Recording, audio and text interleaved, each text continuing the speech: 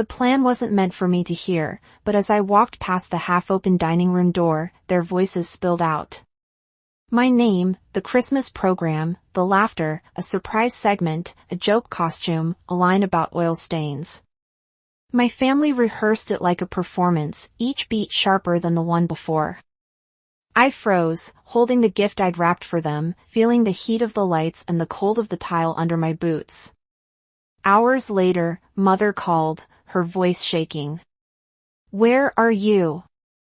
I didn't answer. Because by then, the real surprise was already on its way. When I think about how all of this began, it never starts with Christmas. It starts years earlier in the Vance house in Plano, where everything looked perfect. Symmetrical frames, polished floors, soft gold lighting, but nothing ever landed softly. I was 18 the day I told my family I wanted to study automotive engineering. I remember the smell of dinner in the kitchen. Something buttery, something warm. My father, Julian Vance, owner of a chain of upscale furniture stores, was setting the table. When I spoke, he dropped a metal serving spoon. The clang echoed harder than it should have.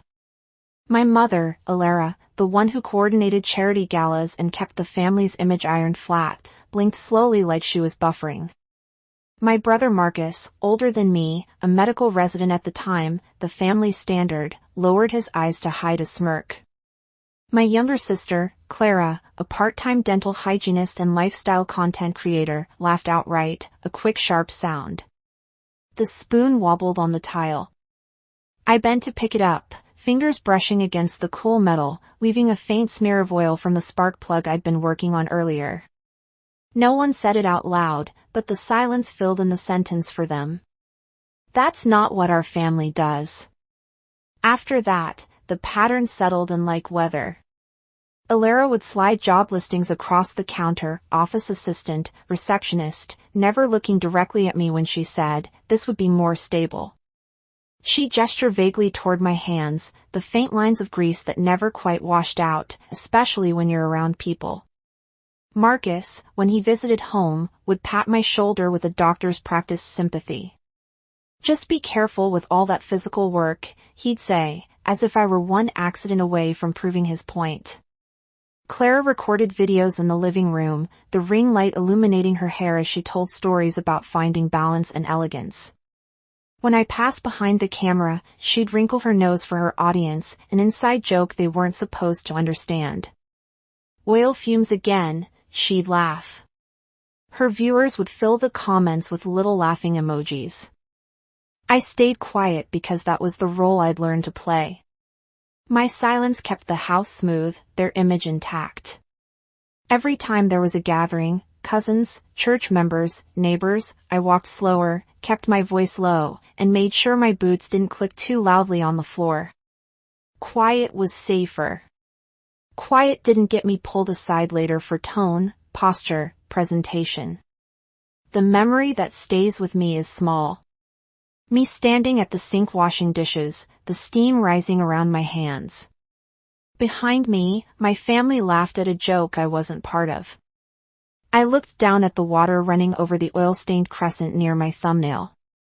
That was the moment I learned what I was allowed to be in this house and what I wasn't. I arrived at my parents' house early that evening carrying a wrapped box, small, neat, something I'd chosen after a long shift at the garage. The lights inside glowed warm against the winter dusk, the kind of glow that made the Vance house look welcoming from the street, even when it wasn't. I stepped in quietly. My mother, Alara, was somewhere deeper in the house, rehearsing the Christmas program she coordinated for the church. My father, Julian's voice floated down the hallway, steady and practiced. I followed the sound, passing framed photos where Marcus, the older brother, held up as the family's model, was always centered, and Clara, the younger sister, who curated her life online, always caught the best lighting. As I reached the dining room, I noticed the door wasn't fully closed. A narrow strip of golden light cut across the dark hallway floor. I didn't mean to stop, but I heard my name, Lexi. "Lexi," Alara said as if trying it out for a joke. Laughter followed. Then Julian's voice, low but clear. She'll wear the jumpsuit, right? The blue one. It fits the theme.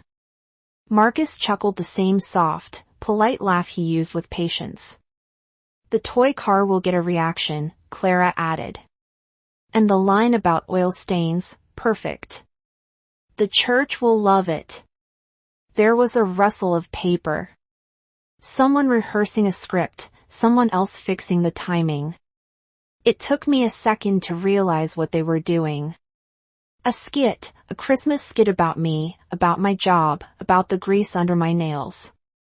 And then Julian said it like the punchline of a long-planned joke. We'll read the will afterward. It'll land better that way. I felt the box in my hands grow heavier, the wrapping paper bending slightly under my grip. The hallway suddenly felt colder than the night outside. No one inside the room paused. No one sensed me standing there. I backed away slowly, keeping my boots silent on the tile, the box held close to my chest. By the time I stepped outside, the truth sat clean and sharp. I had overheard my family's plan to humiliate me at Christmas. The cold hit me first when I stepped outside. Not the sharp kind that bites, but the dull, heavy cold that sinks through layers. I stood on the porch for a moment, holding the box I'd brought for them, the wrapping paper slightly crushed from how tightly I'd gripped it. Inside the house, the laughter continued, muffled now, but still bright, still rehearsed. I set the box down on the wooden bench by the door, brushed my thumb over the corner once, and walked to my truck. I didn't cry. I didn't yell. I just drove. The neighborhood lights blurred as I turned toward the highway. My phone buzzed twice. Texts from my mom's event group chat probably, but I ignored them. The only place open at that hour, and the only place that felt neutral, was a 24/7 gas station off the main road. Its neon lights were harsh, buzzing, the pavement slick with a thin layer of frost. I pulled into a corner spot, turned off the engine, and let the silence settle. My hands rested on the steering wheel for several seconds. The faint smell of motor oil rising from the microfiber cloth tucked in my jacket pocket. That cloth had followed me through years of shifts at the garage. Late-night emergency call-ins, long drives home. For the first time, I was grateful for its smell. It grounded me. I reached for my phone and called Sophia, my closest friend and my CPA. Sophia had been with me since I opened the garage at 21. She knew my family's patterns, understood the silence I'd carried into adulthood. When she answered, her voice was steady like always. You okay? She asked. I didn't answer that. Instead, I said, can you check the lease folder for the LLC? My voice surprised even myself. Flat, steady, almost businesslike. There was a pause as Sophia clicked through her files. I watched the neon lights flicker on the wet concrete. Okay, she said. Got it. Why? Just open it. I heard her scrolling, then stopping, then scrolling again. Lexi, are you sitting down? I'm in my truck. You need to look at this, she said. Right now. I opened the folder on my own phone, something I rarely did after hours. And the document list appeared. Payments, lease agreements, notices, ownership forms. My stomach tightened. I clicked the lease for the commercial property in Plano. The property my father's flagship furniture showroom was housed in. The one he bragged about every Christmas, every Thanksgiving, every fundraiser. The pride of Julian Vance. The tenant name blinked back at me. His LLC. The landlord name blinked back at me, too. Mine, not my personal name. My real estate LLC. The one Sophia helped me set up when I was 25. The one I'd used to invest in small industrial lots around. Dallas. I knew I owned the property. Of course, I did, but I had never connected it emotionally to them. Not until that moment. I scrolled further. Payment logs. 3 missed payments. A pending increase in market rent, significant. A clause about non-renewal that I had highlighted months ago when Sophia told me the market was shifting. At the time, it felt like professional due diligence. Now it felt like something else entirely. They're using your property, Sophia said quietly. And they're behind. I leaned back against the seat.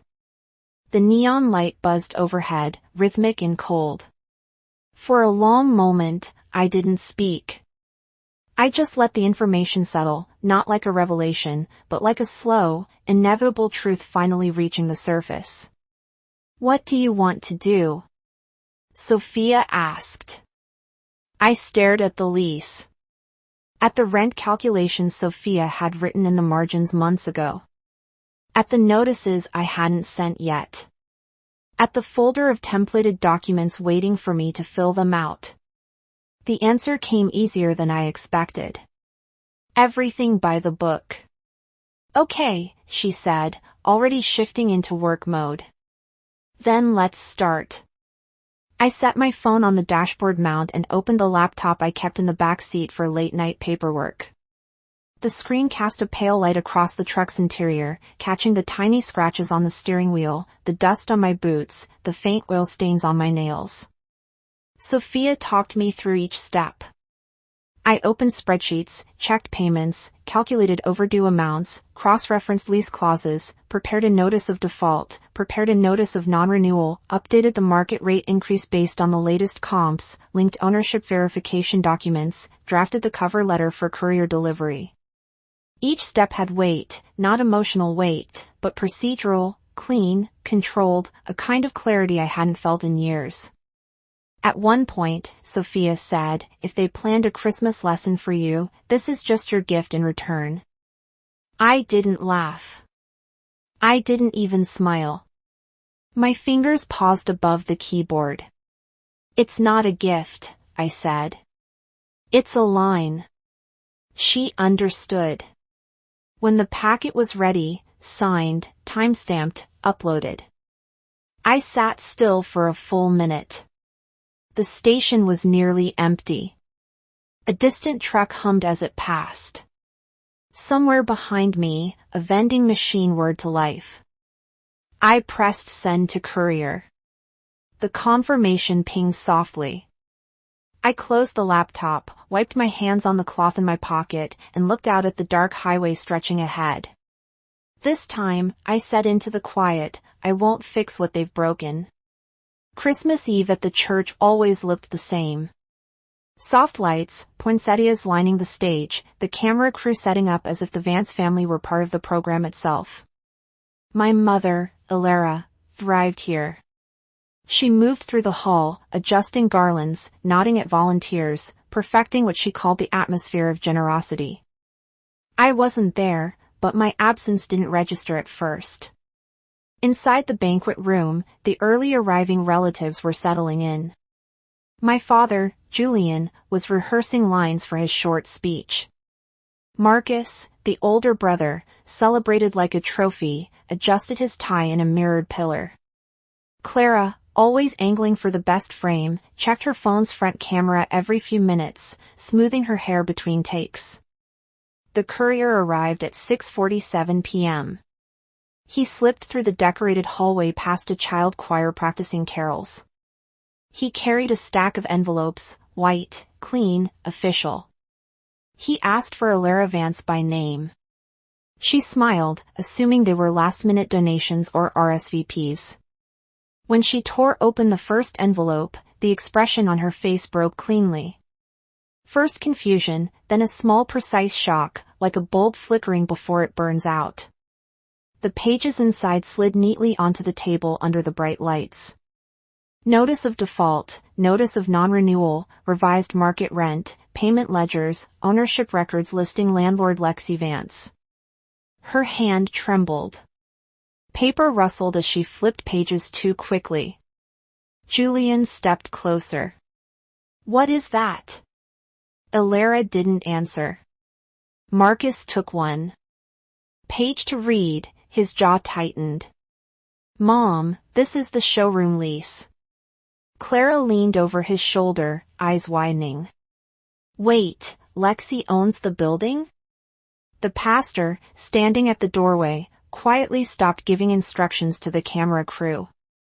Someone dimmed the stage lights. Even the murmurs from the children's choir seemed to fade. One of my aunts whispered, "Why would Lexi send this tonight?" Elara's voice finally returned, thin, unsteady. "No, this has to be a mistake. She wouldn't. She doesn't." But the bottom of the ownership record still read the same landlord, Lexi Vance. Not her mechanic daughter, her silent daughter, her invisible daughter, the one she tried to turn into a seasonal joke. At 7:02 p.m., Julian tried calling me. When I didn't answer, Elara grabbed her phone. Her earrings shook with the force of her movement. She stepped out of the banquet room, pressing the phone hard against her ear. The first call went to voicemail. The second, too. On the third, I answered. I was standing outside the cabin in Colorado, snow drifting across the porch. I could hear her breath before her voice, ragged, thin, frantic. That night, I would remember later, Mom called furious. "Where are you?" she demanded. Behind her, I could hear chairs scraping, relatives whispering, the distant edge of someone crying. She wasn't asking because she cared. She was asking because her perfect program had cracked, and she needed me to help her seal the edges before anyone else noticed. The snow collected along the railing as I watched flakes settle on my gloves. Sophia was inside chopping vegetables, humming softly. The cabin was warm, but the cold air felt cleaner. I didn't answer her question. Instead, I said slowly, evenly, "Did you enjoy my gift?" The silence on her end wasn't dramatic. It was worse. Small, stunned, collapsing inward. A silence that recognized, maybe for the first time, that I had stopped orbiting them. "Lexi." She tried again, softer now, almost pleading, but the wind shifted, and her voice thinned out into the static. "I won't discuss this tonight," I said. "All communication can go through the LLC inbox." Her breath caught. "You can't." I already did.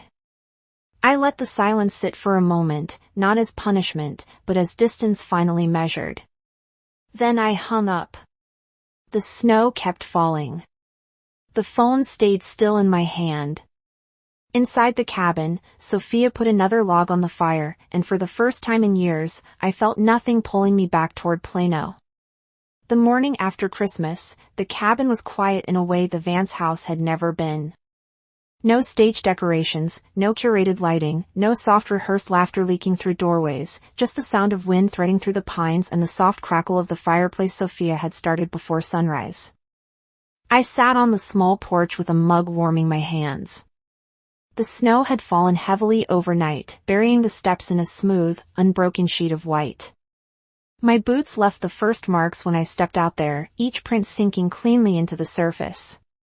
Inside, Sophia moved around the kitchen, her presence steady and unobtrusive. She didn't ask about the call or the documents or the fallout. She knew better than anyone that silence could be a kind of shelter. I checked my email only once. A message from Julian. My father. It sat at the top. Short, no greetings, no scolding, just logistics about transferring operations, points of contact, payment timelines. Professional, measured, the kind of email he would send a vendor or a landlord. For the first time, he was speaking to me in the role I had built for myself. I replied in the same tone, short, clean, boundaried. Then I closed the inbox. The rest of the morning passed in small movements. I swept snow from the railing, brought in firewood, tightened a loose hinge on the cabin door. It felt good to fix something where the repair didn't cost me pieces of myself. When the sun rose higher, the light shifted across the clearing, catching on the thin crescent of oil that stained my thumbnail, still there from the night I left. The house. In Plano, it had been the punchline. Out here, it was just a mark of the work I'd chosen. I stayed on the porch until the cold pressed gently at my fingertips and the air steadied in my lungs. There was no rush to return, no expectation to meet, no version of myself I had to shrink into, just the snow, just the quiet, just the space to finally breathe. Boundaries aren't punishment. They're the quiet shape of what you refuse to carry anymore. Standing on that porch, watching the snow erase every footprint behind me, I understood something simple. Distance can be a form of respect, both given and taken. If stories like this stay with you, if they echo something you've lived or something you're still trying to leave behind, stay close to this channel. There are more truths to tell and more silences worth breaking.